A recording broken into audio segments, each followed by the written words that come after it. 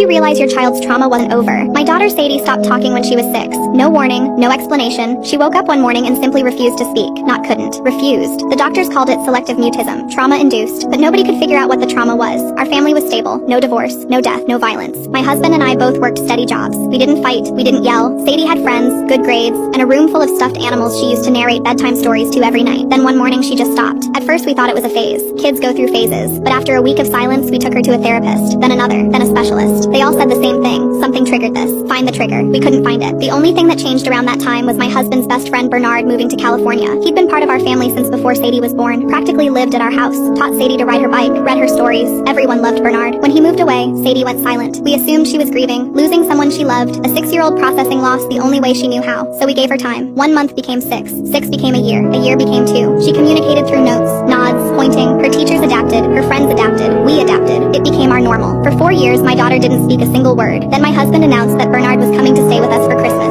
First time in 4 years. That night, Sadie came into my room at 2 a.m. She hadn't been in my room since before she stopped talking. She stood by my bed until I woke up, and then she spoke. Don't let him come back. 3 words. Her voice sounded like sandpaper, like something that hadn't been used in years, because it hadn't. I sat up so fast I almost knocked her over. Sadie, you're talking? She was shaking. Not the cold kind, the scared kind. Please don't let him come back. Who? Bernard? She flinched at his name like I'd slapped her. My whole body went cold. That's when I knew. The next morning I tried to convince my husband to cancel the visit. I didn't tell him what Sadie said. I wasn't ready. I needed to be sure. I just said I had a bad feeling. He laughed. You've always been overprotective. I said Sadie seemed upset about it. He shook his head. She probably just doesn't remember him. She was so young when he left. She locked herself in her room when you told us. She's 10. Everything is dramatic at 10. I tried a different approach. What if having him here is too much change for her? The therapist said routine is important. His face hardened. Bernard is family. He's been looking forward to this for months. I'm not canceling because of a hunch. That night, Sadie slid a note under my door. She was back to not talking, but the note said everything. He told me no one would believe me. He was right. I sat on my bathroom floor and held that note until my hands went numb. The next morning, I took Sadie to her therapist. Alone, without my husband. I showed the therapist the note. She read it and closed her eyes. Has she said anything else? She spoke for the first time in 4 years. She said, don't let him come back. Then she went silent again. Who is him? My husband's best friend, Bernard. He used to babysit her. He moved away the same week she stopped talking. The therapist wrote something down. Then she looked at me. I need you to understand something. If this is what it appears to be, your daughter has been carrying this alone for 4 years.